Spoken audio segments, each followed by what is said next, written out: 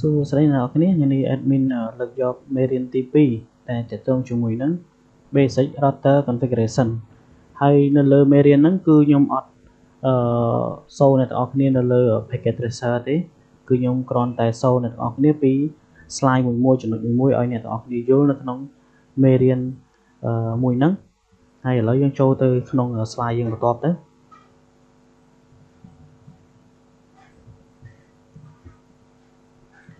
អញ្ចឹងតកតងជាមួយនឹងចំណុចមួយនេះគឺតកតងជាមួយនឹង module objective ហើយ module title យើងគឺ basic router configuration ហើយកន្លែង module objective ហ្នឹងគឺយើងតទៅលើ implement and install setting on the router and device ហើយវាកន្លែង title យើងហ្នឹងគឺយើង config ដំបូងគេដែលនៅលើ router ហ្នឹងនៅលើ configuration ទៅលើ iOS Cisco router ហ្នឹងហើយទី2គឺយើងបដោតទៅលើ configuration interface នៅលើ interface ដែល active ពីរផ្សេងគ្នាហើយយើង config ធ្វើម៉េចឲ្យ router ឬក៏ end device ហ្នឹងគឺយើងអាចស្គាល់គ្នាបានហើយទៅលើ configuration នៅលើ default route default gateway សំទោស default gateway គឺសំដៅថាតើឲ្យ device មួយណាគឺប្រើ gateway យើងហើយគឺអាចឆ្លងកាត់គ្នាទៅវិញទៅមកបានចឹងយើងចូលទៅកាន់ slide បន្តទៀតអញ្ចឹងកន្លែងនេះអ្នកទាំងអស់គ្នាប្រកាសជាដឹងហើយនៅមេរៀនដែលខ្ញុំបានដាក់មេរៀនទី1ដែលតាក់ទងជាមួយនឹង basic configuration ហើយអ្នកទាំងអស់គ្នាអាចចង់ច្បាស់បន្ថែមអ្នកទាំងអស់គ្នាអាចទៅមើលមេរៀនខ្ញុំទី1បានអញ្ចឹងកន្លែងចំណុចហ្នឹងគឺកន្លែង slide នេះទី1គឺយើង config hostname ហើយទី2គឺយើងsecure privilege exit mode គឺយើងទៅ enable secret ដើម្បីយើងដាក់ password ឲ្យពេលគេចូលមកគឺអាចចូលបានដោយអត់ប្រើ password នឹងបានទេហើយមួយទៀតគឺយើង secure user exit mode គឺយើង config ទៅលើ line console ហើយមួយទៀតគឺសម្រាប់យើង remote Telnet ឬក៏ SH អីគឺយើងត្រូវប្រើ command config ទៅលើ line VTY 0ហើយមួយទៀតគឺយើង encrypt or plaintext password អញ្ចឹងរាល់ដែលយើង password ណាដែលយើងបានបង្កើតវាដូចជា admin v3 អញ្ចឹងទៅឬក៏ 1v3 អញ្ចឹងទៅនៅពេលដែលយើងប្រើ service password encryption ហ្នឹងមានន័យថាគឺវារាល់ password ទាំងអស់គឺវា encrypt password អត់ឲ្យមើលស្គាល់ទេហើយមួយទៀត provide local notification នៅពេលដែលយើង save configuration ណាអញ្ចឹងមានន័យថាកន្លែងហ្នឹងគឺយើង config ទៅលើ banner mode ហ្នឹងគឺសំដៅនៅពេលដែលយើង access ចូលទៅកាន់ switch ដំបូងឬក៏ router ដំបូងគឺយើងឲ្យវាបង្ហាញផ្ទាំង banner មួយដើម្បីជាកំណត់សម្គាល់ថានឹងគឺជា switch នៅកន្លែងក្រុមហ៊ុនរបស់យើងអញ្ចឹងយើងទៅកាន់ slide បន្តទៀតអញ្ចឹងកន្លែងនេះគឺយើង explain ទៅលើ command line basic configuration នៅលើ router 1ហើយនិង save configuration នៅលើ NVRM អញ្ចឹងនៅកន្លែងនេះក៏ខ្ញុំធ្លាប់ explain អ្នកនរគ្នានៅលើមេរៀនដំបូងដែរអញ្ចឹងអ្នកនរគ្នាអាចទៅមើល basic ផុនខ្ញុំនៅក្នុងវីដេអូផុនខ្ញុំហ្នឹងអ្នកនរគ្នាក៏អាចយល់ពីនឹងដែរអញ្ចឹងបើយើងចង់ config ឲ្យ router របស់យើងដំណើរការបានល្អហើយនឹងអាចនៅពេលដែលគេ remote មកត្រូវការpassword ពីខាងយើងអីចឹងទៅអាចចេះចូលបានទេអញ្ចឹងទី1យើង config hostname ហើយយើង enable secret class អានោះសម្រាប់ password យើងដាក់អីក៏បានដែរកន្លែងហ្នឹងហើយ line console 0របស់យើងហើយទាក់ទងជាមួយនឹង password ទៅពេលដែលយើងបង្កើត line console ហើយវាទាមទារឲ្យយើងដាក់ password ហើយពេលយើង login ដូចគ្នាហើយយើងconfig line VTY password Cisco login ហើយយើងប្រើ transport input ASH ហ្នឹងអាចឲ្យយើង remote តាម ASH បាននិង Telnet បានហើយយើងប្រើ service password encryption នេះមកហើយនឹងដាក់ banner មកគឺហើយបន្ទាប់មកទៀតបើយើងចង់ save វាយើងប្រើ copy running configuration startup ក៏បានឬក៏យើងប្រើdo save ឬក៏ save configuration ហ្នឹងក៏បានដែរអញ្ចឹងអានេះគឺមកចប់នៅពេលដែលយើងបង្កើត router មួយហើយអានេះបង្កើតនៅក្នុង NVRM ទេប៉ុន្តែនៅ interface ឬក៏ config ទៅលើអីផ្សេងទៀតគឺយើងមានជំហានតទៀតអញ្ចឹងណាអញ្ចឹងកន្លែងនេះគឺយើង config router ទៅលើ interface អញ្ចឹង config ទៅលើ router interface គឺកន្លែងទី1នេះគឺយើងមានន័យថា interface type ហ្នឹងហើយនឹង number មានន័យថាឧទាហរណ៍ថា gigabit ឬក៏ fast ethernet 0/0 ឬក៏ interface gigabit 0/0 ហ្នឹងទៅហើយកន្លែង decryption នេះគឺយើងត្រូវតែដាក់វាយើងសម្គាល់ទីតាំងថាតើទីតាំងណាដែលយើងបាន set up switch ឬក៏ router នេះទីតាំងដល់ពេលដែលវាដាច់ឬក៏ពេលវា error អីមួយគឺយើងអាចឆែកមើល decryption ហ្នឹងទៅថាតើនៅទីតាំងមួយណាអញ្ចឹងទៅពេលយើងទៅរកវាងាយស្រួលវាលឿនអត់ឲ្យវាបញ្ហា down ភ្លាមទេហើយកន្លែង IP address នេះគឺយើងកន្លែងសាខាឬក៏ head office របស់យើងគឺជាអ្នកកំណត់ IP address នឹងមួយសម្រាប់ឲ្យhead office ឬក៏ brand នេះគឺអាចតំណគ្នាបានដោយយើងស្គាល់ IP address ចឹងទៅហើយតើតើមួយ IPv6 គឺដូចគ្នាដែរហើយនៅពេលដែលយើង config ហើយអស់នៅលើ interface ទាំងមួយយើងត្រូវតែប្រើ command no shutdown ដើម្បីយើង active ទៅលើ interface មួយហ្នឹងអញ្ចឹងកន្លែងនេះគេដាក់ថា the no shutdown command activate the interface មានន័យថាឲ្យ interface ហ្នឹងវាបើកដំណើរការនៅពេលដែលយើង config ហើយអញ្ចឹងណាអញ្ចឹងយើងទៅកាន់ slide បន្តទៀតអញ្ចឹងកន្លែងនេះគឺជារូបនៅពេលដែលយើងកន្លែងនោះកន្លែង slide មួយនោះមានន័យថាគ្រាន់តែប្រាប់យើងពីគោលថាតើយើងនៅកន្លែង interface ថៃហ្នឹងថាតើយើងនៅលើ router ហ្នឹងវាមានបញ្ជាក់សូត្រប្រភេទ interface មួយណាអញ្ចឹងទៅអញ្ចឹងកន្លែងនេះគឺវាមានរូបឲ្យយើងមើលហើយគេដាក់configuration នៅនឹងឲ្យយើងមួយយើងសម្រាប់យើងមើលស្រួលទៀតអញ្ចឹងបើសិនជាយើងឈរនៅលើ router 1អញ្ចឹងយើង config នៅលើ interface gigabit 0/0/0 នេះមានន័យថា decryption នេះគឺ link to local អញ្ចឹង decryption ហ្នឹងមានថា router ហ្នឹងគឺជា link ហើយ link ចូលមកកាន់ local នេះហើយនេះ IP address នេះ IP address ផនកន្លែងនេះ10សំទោស 192.168.10.1 អានេះជាតំណាង gateway ឲ្យ interface មួយហ្នឹងហើយអានេះក៏ដូចគ្នាដែរនៅកន្លែងIPv6 ផនកន្លែង LAN កន្លែងនេះអញ្ចឹងយើង no shutdown មកយើងបើក interface ដូចគ្នានេះមានរូបឲ្យយើងមើលអញ្ចឹងណាអញ្ចឹងយើងទៅកាន់ slide មួយទៀតអញ្ចឹង slide មួយទៀតគឺវាដូចគ្នាដែរអញ្ចឹងបើសិនជាយើងconfig នៅលើ interface នេះ G/0/1 អញ្ចឹងនៅលើ interface ខាងនេះដើម្បីឲ្យខាងនេះអាចស្គាល់មកកាន់ local នេះបានអញ្ចឹងវាគ្រាន់តែដូរ IP address ទេអ្នកនរគ្នាបើសិនជាចង់ឲ្យខាងនេះចូលមកកាន់នេះបានគឺយើងត្រូវ config interface ខាងនេះបើសិនឲ្យកាន់ខាងនេះឆ្លងកាត់មកកាន់នេះបានគឺយើងត្រូវ config interface ខាងនេះអញ្ចឹងយើងទៅកាន់ slide មួយទៀត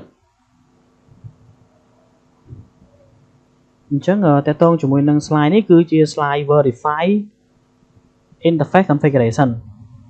ថាតើយើង config នៅលើ interface ទាំងអស់ហ្នឹងថាតើយើង config ត្រឹមត្រូវអត់ហើយយើងស្គាល់ទៅលើ IP ស្គាល់ឬក៏មិនស្គាល់នៅលើ interface ហ្នឹងហើយនៅពេលដែលយើងសូ configuration អាហ្នឹងវាស្មើនឹងយើង troubleshoot ដែរអ ចឹងអ្នកទាំងអស់គ្នាមើល comment មកនៅពេល slide មុនអ្នកទាំងអស់គ្នាប្រកាសជាមើលថានៅពេលដែលយើង config នៅលើ interface 0/0/1 នេះគឺយើងនៅ LAN ខាង link to LAN យើងទៅនៅកន្លែងនេះហើយដល់ពេលកន្លែងនេះគឺយើង config នៅលើ link to R1 វិញអញ្ចឹងកន្លែង interface នោះនៅពេលដែលយើង no shutdown វាទៅគឺ interface វា up នៅកន្លែង status នេះអញ្ចឹងអានេះយើងសម្រាប់ show ថា troubleshoot របស់វាអានេះ show IP interface bridge អាហ្នឹងសម្រាប់ IPv4 អានេះ show IPv6 interface bridge show សម្រាប់ IPv6 អញ្ចឹងយើងទៅកាន់ slide មួយទៀតអញ្ចឹងកន្លែង slide នេះគឺយើង configure verification command line អញ្ចឹងអានេះជាតារាង table summary យើងឲ្យយើងដឹងថាសម្រាប់យើង display លក្ខណៈថាយើង troubleshoot អីចឹងយើងដឹងហើយអ្នកទាំងអស់គ្នាគ្រាន់តែចូលមើល slide ហ្នឹងអ្នកទាំងអស់គ្នាយល់ថានេះ show សម្រាប់ interface bridge show IP route show កន្លែងទាក់ទងមួយ show IP route ហ្នឹងខ្ញុំនឹង detail ជាមួយនឹង list របស់ខ្ញុំមួយទៀតដើម្បីឲ្យអ្នកទាំងអស់គ្នាកាន់តែយល់ជាងនឹងទៀតហើយកន្លែងនេះ show interface display statistic for all interface or the device only display the IPv4 address information អញ្ចឹងនៅពេលដែលយើង show interface ហ្នឹងមកគឺវា show all interface ទាំងអស់វាអត់មាន specific ទេណាប៉ុន្តែបើយើង show IP interface bridge ហ្នឹងមានន័យថាវា specific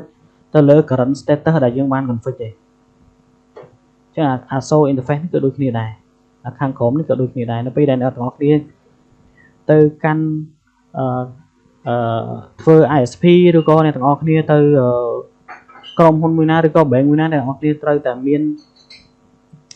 comment show ហ្នឹងដើម្បីយើង show troubleshoot យើង show មើល comment line ថាតើយើង config ហ្នឹងត្រូវឬខុសអញ្ចឹង comment show ហ្នឹងគឺវាជួយឲ្យយើងបានច្រើនដែរសម្រាប់យើងengineer ឬក៏ IT ដំបូងអីយើងត្រូវតែដឹងអាហ្នឹងណាអញ្ចឹងកន្លែងនេះគឺវាcomment verification comment ដំបូងដូចគ្នានេះអញ្ចឹងយើង show មកនៅពេលដែលយើង show IP interface bridge ហ្នឹងវា show ផ្ទាំងនេះមក connectivity ហើយ show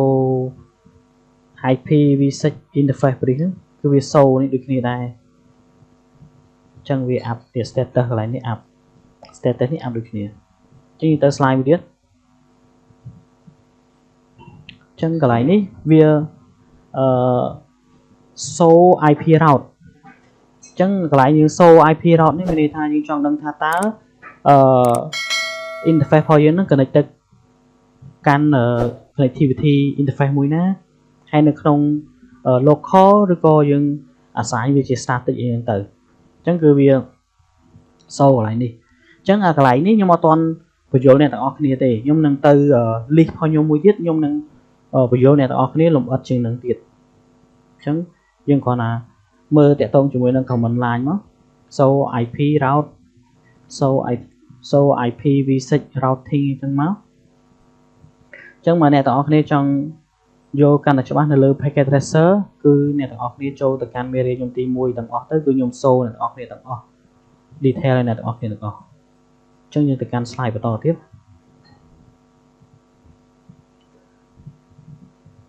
អញ្ចឹងកន្លែងនេះគឺ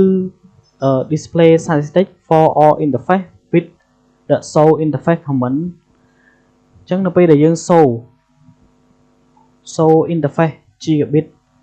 0/0/1 នៅពេលដែលយើង config ហើយហ្នឹងអញ្ចឹង status វា load up ហើយinterface address ហ្នឹងគឺយើងបានកំណត់វា 192.168.1/24 នេះដែលយើងបាន config នៅលើ interface មួយហ្នឹងអញ្ចឹងគឺវា show កន្លែងហ្នឹងអញ្ចឹងរាល់ដែលយើង show interface ហើយដាក់ gigabit នេះទៀតគឺវា show detail ឲ្យយើងចឹងមកហ្មង show ទាំងអស់មកហ្មង ចឹងយើងទៅកាន់ slide មួយទៀត slide មួយនេះគឺយើងសូសម្រាប់ឲ្យយើងដឹងថា IP address ដែលយើង set ហ្នឹងវាត្រូវអត់ហើយកន្លែង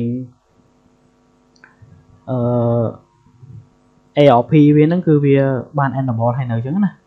កន្លែងនេះ show IP interface នេះហើយកន្លែងbroadcast address ហ្នឹងគឺវា show ដែរនេះ broadcast អញ្ចឹងនៅក្នុង slide 24អញ្ចឹងវាមាន broadcast មួយហើយនិង unicast មួយនៅក្នុងមួយសម្រាប់ IP ហើយមួយទៀតសម្រាប់ broadcast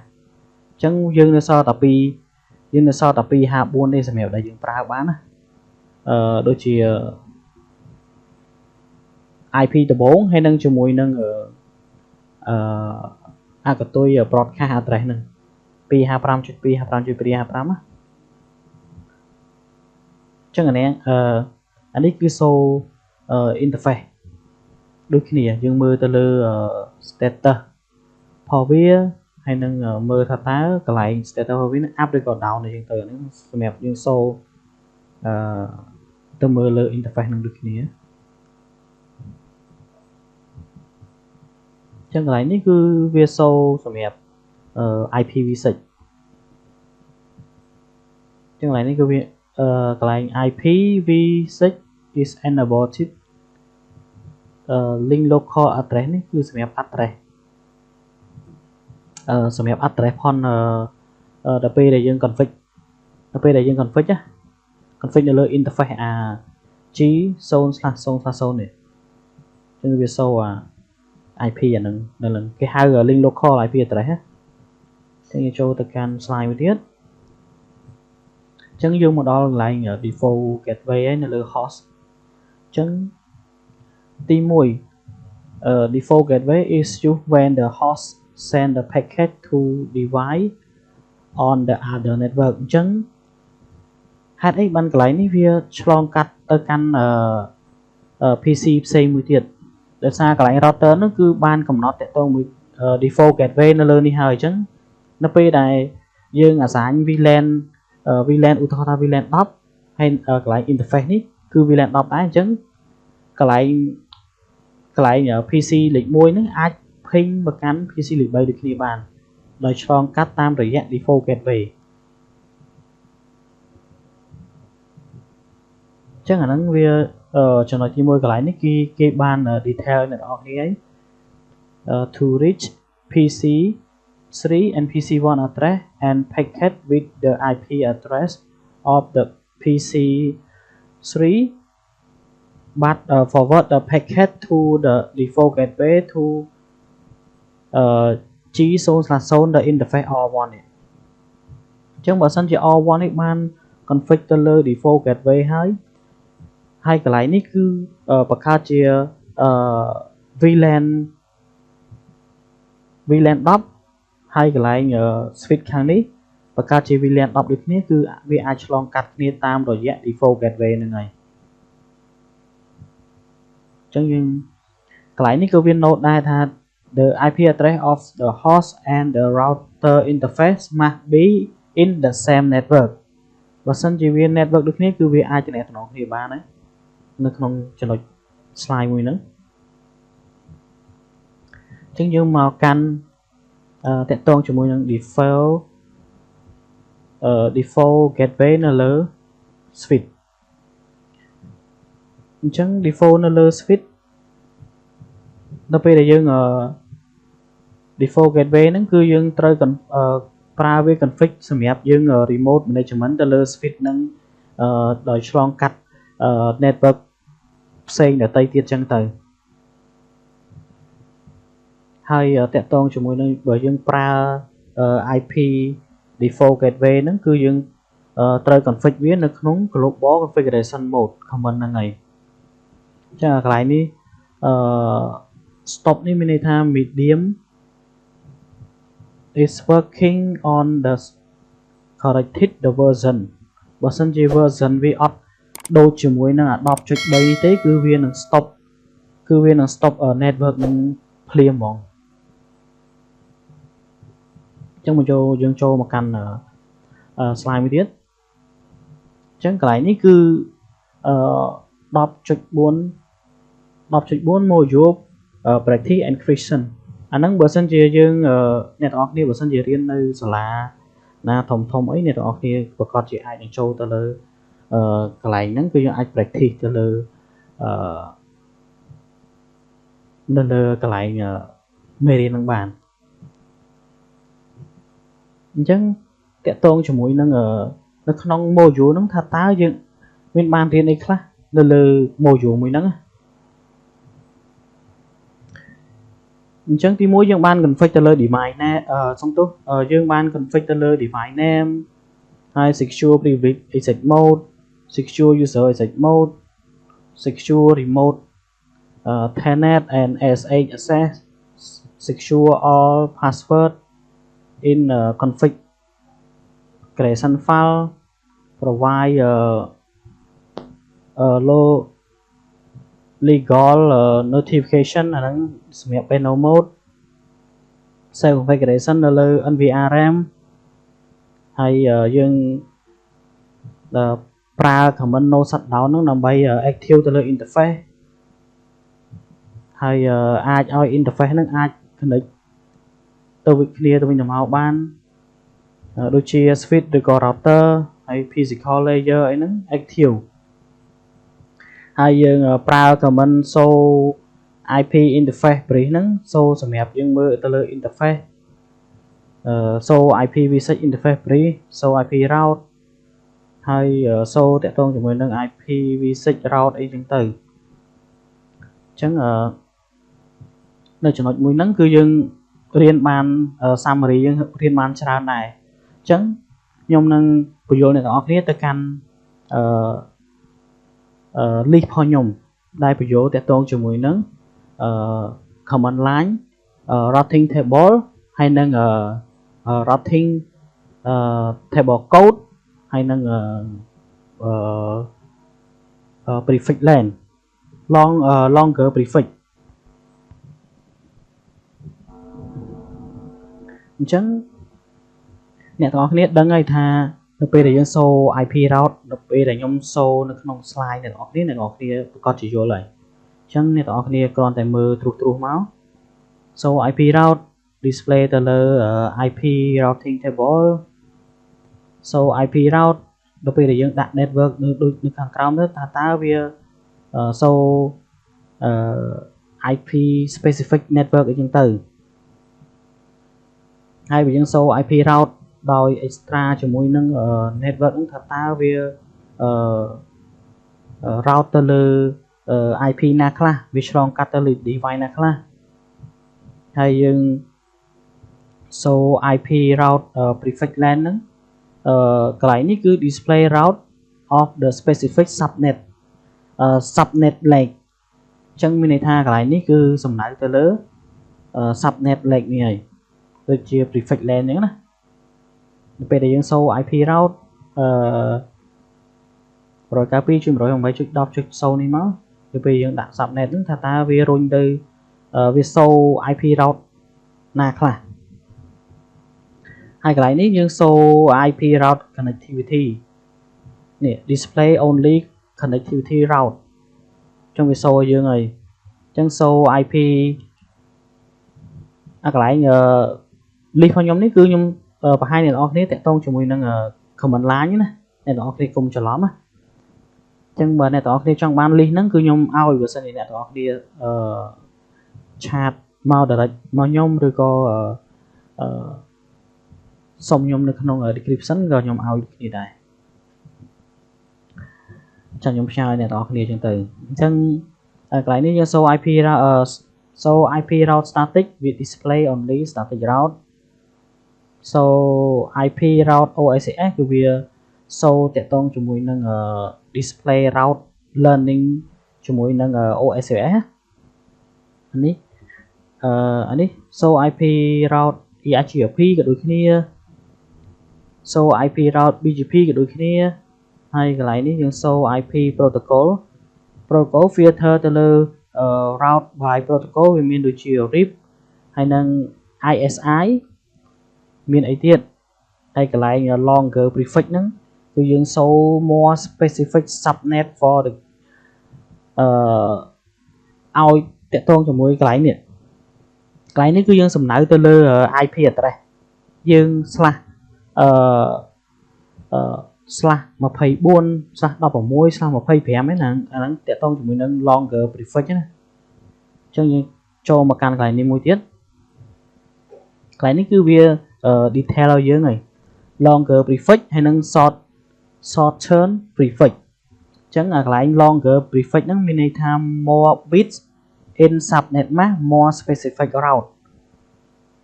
ហើយកន្លែងនេះគឺ shorter prefix fewer bit in the subnet mask ដូចជាវា less ហ្នឹងមានន័យថាតិច specific មែនតើជាមួយនឹងអា more general route ហើយកន្លែងនេះគឺគេបាន example ឲ្យយើងហើយបើសិនជាយើងប្រើ prefix len 16គឺវា shorter less specific ហ្នឹងហើយបើសិនជាយើងប្រើ /24 គឺយើង prefix len គឺ longer more specific អាហ្នឹងដូចអា line យើង longer ណាយើងប្រើភាគច្រើនគឺយើងប្រើprefix len /24 ហ្នឹងហើយ longer ហ្នឹងហើយបើសិនជាយើងប្រើ បើយើងប្រើ /25 ទៀតមានន័យថា even longer more specific អញ្ចឹងបើយើងប្រើបើសិនជាយើងប្រើ កាន់តែតូចទំហំរបស់វាកាន់តែធំដល់ពេលដែលយើងប្រើ កាន់តែតូចចំនួនហោះវាកាន់តែទូចយើងប្រើហោះបានតែបន្តិចទេហើយកន្លែង routing table code ហ្នឹងកន្លែងចំណុចដែលខ្ញុំបង្ហាញឲ្យ show IP route ហ្នឹងវាមានC វាមាន S វាមាន O វាមាន M វាមាន B វាមាន D ហើយវាមាន O វាមាន I វាមាន L ហ្នឹងអាហ្នឹងសិតតែ code table របស់វាបើសិនជាយើងវាកន្លែងនេះ show connected ហើយវាមាន interface កន្លែងហ្នឹងហើយ IP មានន័យថាវាកំពុង connect ជាមួយពីខ្សែមួយទៅកាន់ខ្សែមួយហើយបើសិនកន្លែងនេះយើងstatic អញ្ចឹងវា learn display more តទៅមួយ static route អញ្ចឹងទៅហើយនេះ RIP BGP អញ្ចឹងទៅ D នេះ EIGRP ហើយ O នេះយើង learn OSS ដូចតារាងដែលខ្ញុំសូនអ្នកទាំងអស់គ្នានៅខាងលើនេះអញ្ចឹងនេះកន្លែងនេះអញ្ចឹងវាដូចគ្នាអញ្ចឹងយើងបកមកកាន់មេរៀនរបស់យើងវិញអញ្ចឹងតកតងជាមួយនឹង basic router configuration ហ្នឹងខ្ញុំមានតែប៉ុណ្្នឹងទេហើយបើសិនជាអ្នកទាំងអស់គ្នាមានចម្ងល់ទៅលើមេរៀនហ្នឹងអ្នកទាំងអស់គ្នាអាចឆាតនៅលើ description ហ្នឹងទៅហើយអ្នកទាំងអស់គ្នាក៏អាចឆាតនៅក្នុងតាមលេខ Telegram របស់ខ្ញុំនៅក្នុង description បានដូចគ្នាអញ្ចឹងមេរៀនទី2ត្រូវបានបញ្ចប់ហើយអរគុណអ្នកនរគ្នាដែលបានតាមដានវីដេអូរបស់ admin សូមជួយ subscribe and like វីដេអូរបស់ admin ផងដើម្បីទទួលបានវីដេអូថ្មីៗទៀតទាក់ទងជាមួយនឹង Cisco CCNA version 7អូខេអរគុណបាយបាយ